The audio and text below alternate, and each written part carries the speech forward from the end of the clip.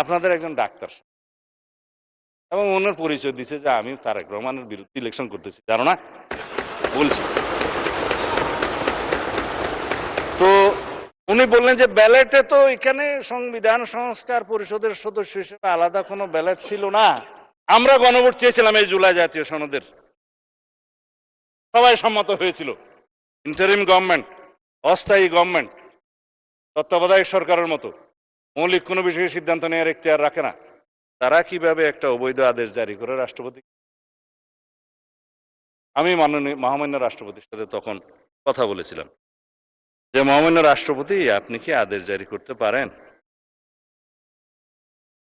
বলে আমি তো পারি না, কিন্তু আমাকে পারাচ্ছে। তা এখন রাজহংসকে জোরপূর্বক স্বর্ণের ডিম পারতে বাধ্য করার মতো ঘটনা। যাই হোক, এখন সেটা অবৈধ ডিম্ব হয়েছে। গণভোটের ব্যালট উত্থাপিত প্রশ্ন। দফা ৮, সংবিধান সংস্কার পরিষদের সদস্য হিসেবে শপথ গ্রহণ। দফা ১০, যেটা নিয়ে আলোচনা হচ্ছে, সংবিধান সংস্কার পরিষদের অধিবেশন আহ্বান। দফা ১৩, সংবিধান সংস্কার অবিলম্বে কার্যকর করা। একটা মহামান্য সম্রাটের আদেশ জারি হয়ে গেল, ৮০ দিনের ভিতরে সংবিধান সংশোধন হয়েছে বলে ধরিয়ে লওয়া হইবে। তাহলে পরে জনগণের অধিকার কোথায়? সুপ্রিমেসি কোথায়? সুভেরেনিটি কোথায়? জনগণ ৫১% ভোট দিয়ে কনস্টিটিউশনাল ম্যান্ডেটে নির্বাচিত করেছে এই সংসদ সদস্যদের। প্রশ্ন আসছে ওই পক্ষ থেকে, তাহলে ৭০% ভোটের কি হবে? ৭০% ভোটের একটা ফায়সালা হবে। জনরায়কে আমরা সম্মান করতে চাই, করতে হবে। এই ৭০% তো দেওয়ার কথা ছিল মাননীয় স্পিকার জাতির পক্ষে আছে কি নাই সেটার উপর।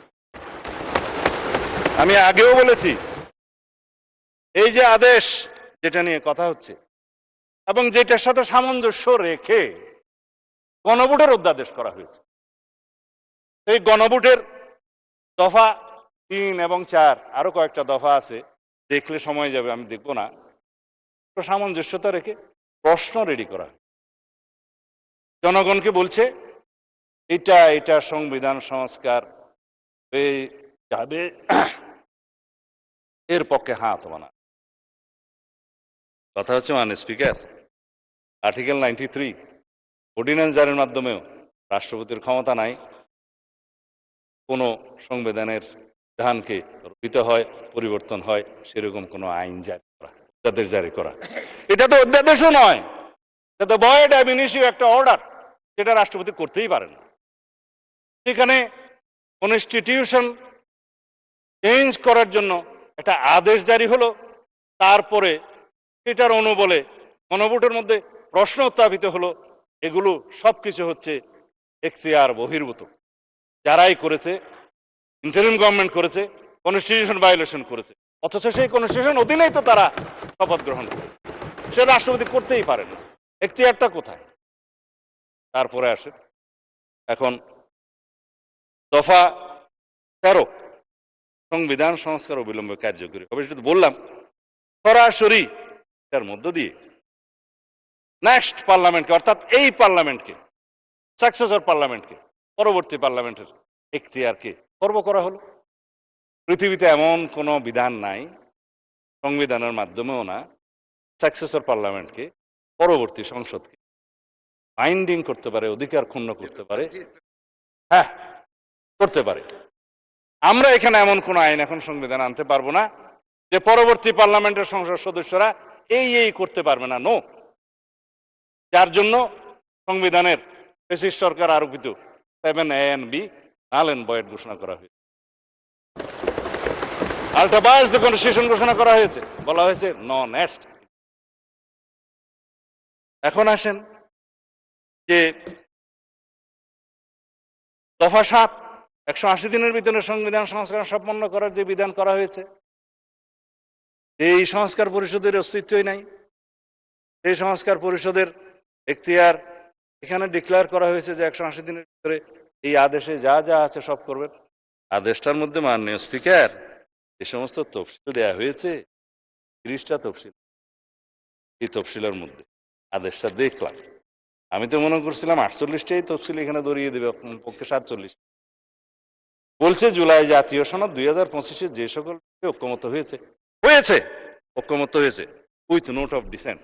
কিন্তু কেন নোট অফ ডিসেন্টের প্রশ্নটা কোথায়? কেন নোট অফ ডিসেন্টের অংশটা কোথায়? আপনি প্রস্তাবটা করলেন আর নোট অফ ডিসেন্ট সহ যেভাবে আমরা ঐক্যমত হয়েছে সেটা লিখলেন না। তার মানে এটা হচ্ছে একটা জাতীয় প্রথা। এখানে বলছে দফা 4 অনুযায়ী গণভোটের ব্যালটে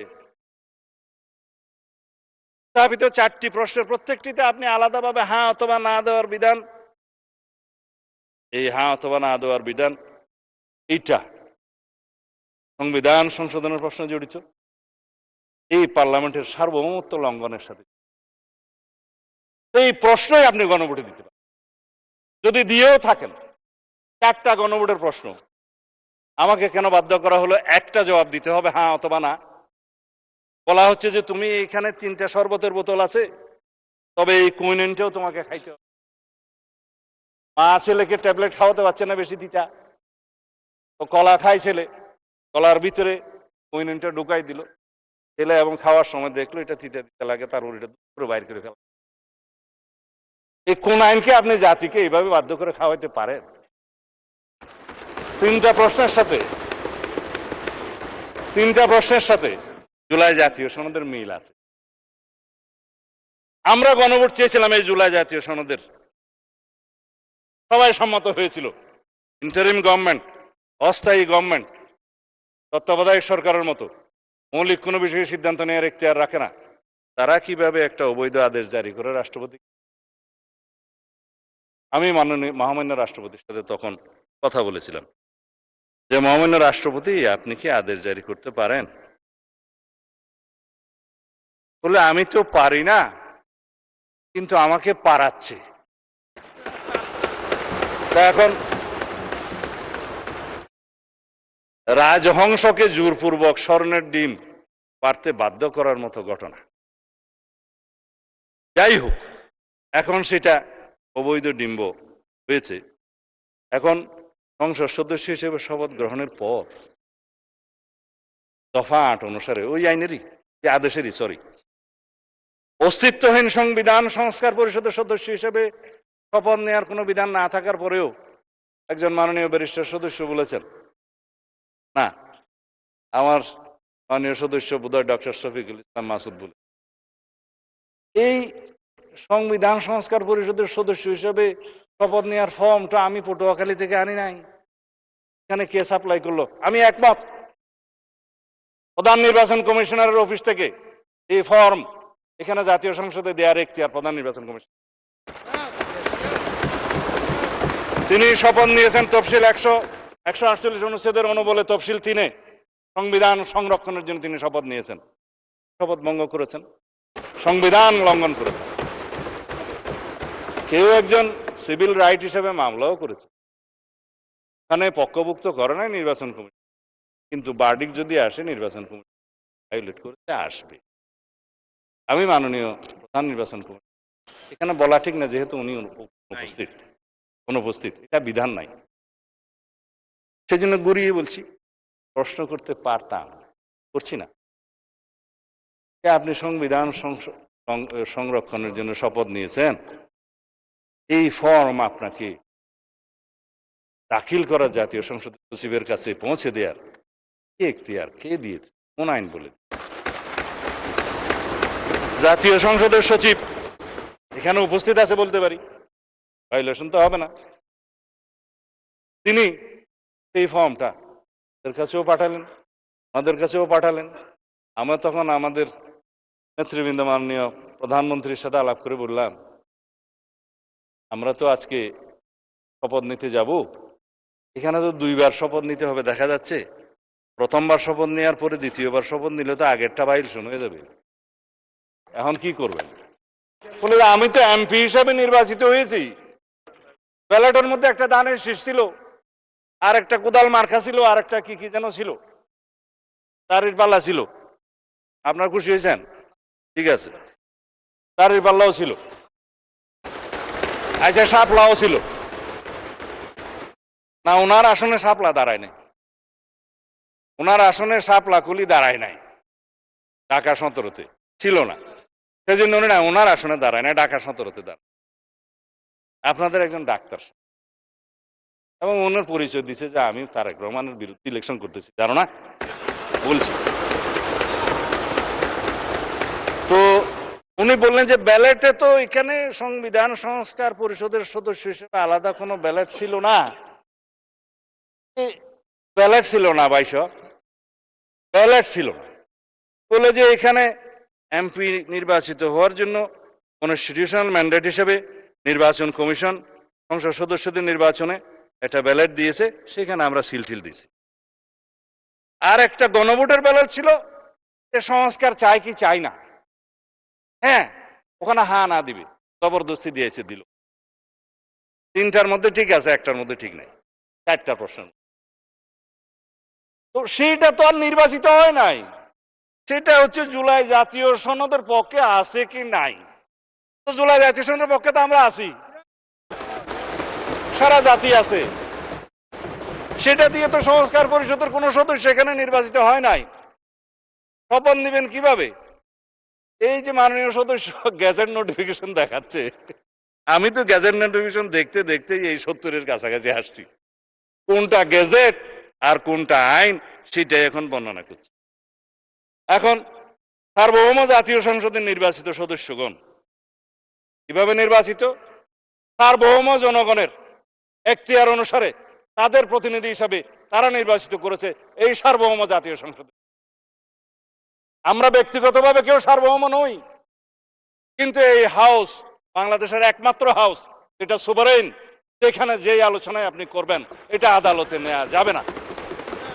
এটাই হচ্ছে সার্বভৌমত্বের প্রকাশ। জনগণের সার্বভৌমত্ব, জনগণ জনপ্রতিনিধি নির্বাচিত করে সাংবিধানিক ভোটের মাধ্যমে আমাদের এখানে। আর একটা ভোট যেটা গণভোট হয়েছে সেটা সংস্কারের পক্ষে আছে কি না, হ্যাঁ অথবা না বলে। আমার এই এখতিয়ার সংসদ সদস্য হিসেবে, এই সার্বভৌম সংসদের এখতিয়ার একটা গণভোটের সংস্কারের হ্যাঁ অথবা না দিয়ে নির্বাচনের কথা যেটা বলছে সেটা কি ভায়োলেট করা যায়? তারা তো বলেছে আপনি সংস্কার চান কি চান না, চেয়েছে, আমরা তো সংস্কার চাই, কিন্তু কিসের ভিত্তিতে চাই? যেটা রাজনৈতিক সমঝোতার দলিল হিসাবে জুলাই জাতীয় সনদ 2025 ভবিষ্যতের পথরেখা যেটা স্বাক্ষরিত হয়েছে ঐতিহাসিকভাবে, সেটার ভিত্তিতে সংস্কার। আর প্রশ্ন উঠতে পারে গণভোট এবং তার ফলাফলের কি হবে? ফেললাম অসাংবিধানিক আদেশের অনুবলে বেআইনি কোনো আদেশের মাধ্যমে পারে না মাননীয় স্পিকার। এই উক্ত জুলাই জাতীয় সনদ, সংবিধান সংস্কার বাস্তবায়ন আদেশ 2025 এবং গণভোট অধ্যাদেশ 2025, এই দুইটারই বৈধতা উচ্চ আদালতে চ্যালেঞ্জ করা হয়েছে, যা বিচারাধীন এবং রুল জারি হয়েছে বলে শুনলাম। অতএব বিচারাধীন বিষয়ে পার্লামেন্টে বিতর্ক হবে কি হবে না, এটা আলাদা বিতর্ক হতে পারে। কি বিতর্ক এখানে হবে কি হবে? বাংলাদেশ জাতীয়তাবাদী দল বিএনপি এই স্বাক্ষরিত জুলাই জাতীয় সনদ 2025 এর প্রতিটি অক্ষর, শব্দ, বাক্যকে ধারণ করে বাস্তবায়নের জন্য জাতির কাছে আমরা অঙ্গীকার আবদ্ধ। আমরা জুলাই জাতীয় সনদের আলোকে জুলাই ছাত্র গণ অভ্যুত্থানের 2024-এর শহীদের আকাঙ্ক্ষা এবং জাতির প্রত্যাশা পূরণের প্রতিশ্রুতিবদ্ধ।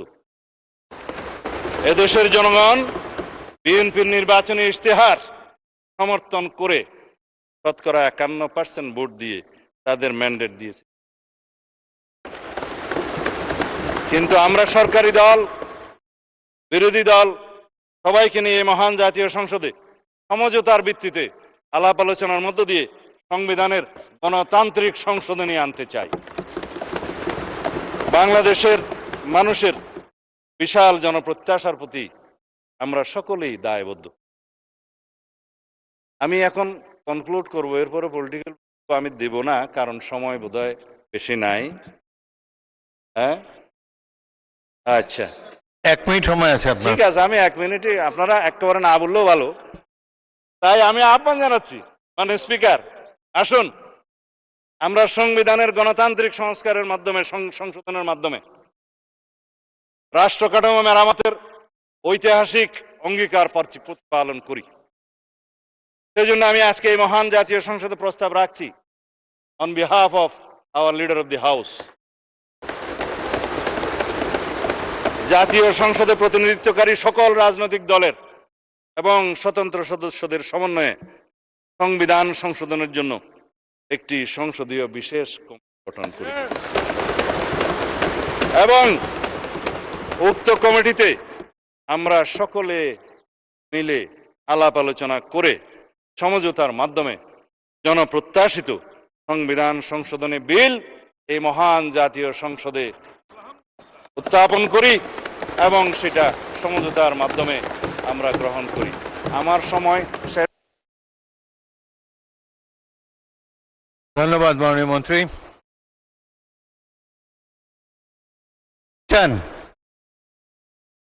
ধন্যবাদ মাননীয় মন্ত্রী।